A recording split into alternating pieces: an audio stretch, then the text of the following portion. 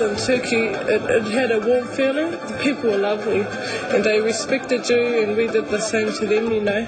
And Māori is just maraaki tangata. When you drove around everywhere, you always saw a Turkish flag. It may have been on a mountain, on a hill, or even on a window, but you always saw one, and you knew how much they owned their culture.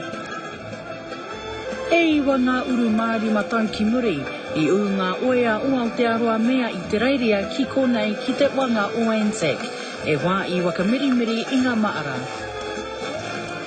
They say it's beautiful, too bad it wasn't like that, hey? Too bad it was the place where war was.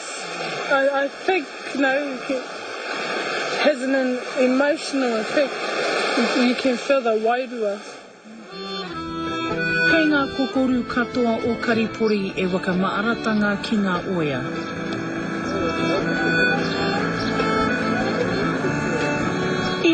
Ia tau e waru mano ngā tāngata ka wakarau I ka mai ki te wanga o Anzac. E rangi moa I te tāinga mai a te iti meterai, ka wakatika te unga ringa raupa. Ko e te ino konei, ko e te ino ai I te reiria me Aotearoa.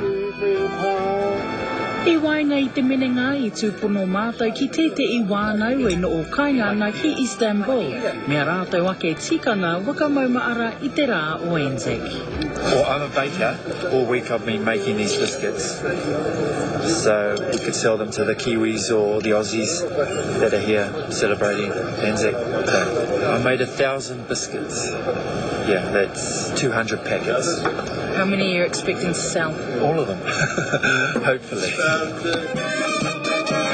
Kare tino ta uti atu ko te ui wakanui te rā mō ngā tamariki o Turkey.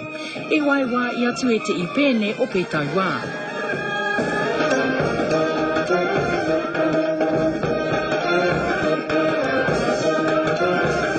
E o ti te wā o ngā pēne e kaita I ana ngā oea o mua me te I tauira kura tuarua ki te taa o te Premier. Do you know where Panguru is? Do I know where is? Panguru. Yeah. Do you know where Pomare is? Yeah, well, Kaitaira, I think, is the answer, isn't it?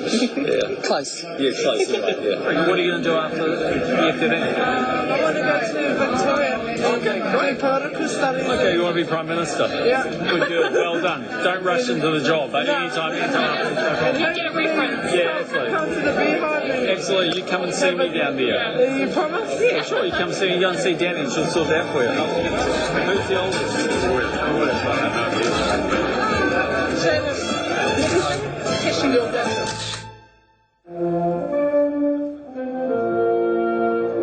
Ko te rua o ngā aora I te ata te wā ki te wanga o Anzac. I timata te unga mai a te iti meterai mea rātou praikete ina na I rā.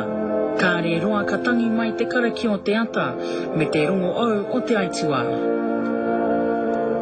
I have received news that 3 members of the Royal New Zealand Air Force have lost their lives in a helicopter crash and that a 4th is seriously injured on the morning of Anzac Day in New Zealand.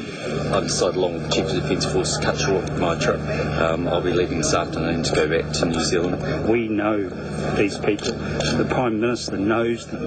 I know them. You know, we fly with them all of the time. You know, they're part of our family. We actually met one of the pilots. He took us on a tour. And so to hear that fella had died, you know, it was like, oh my God. He took us around their base, he showed us around. I've met him, and we're on the other side of the world, and this fella has had a terrible accident. Some of their closest mates were on the trip with us. These friends can't go all the way back home to the tangihanga and stuff. Yeah, no, and who wants to hear something like that on Anzac Day?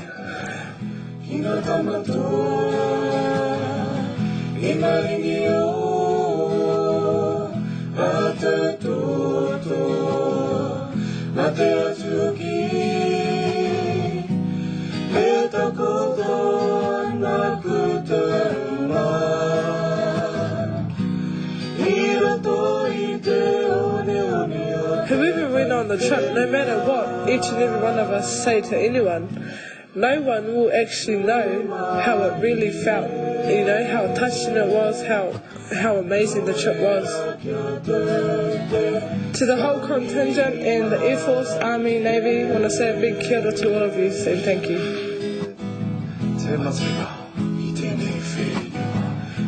Now, just a little history about Gallipoli. By the time New Zealand forces left the peninsula in 1915, 50 Māori soldiers in the native contingent had died, including 17 in the assault on the famous Chinook Bear.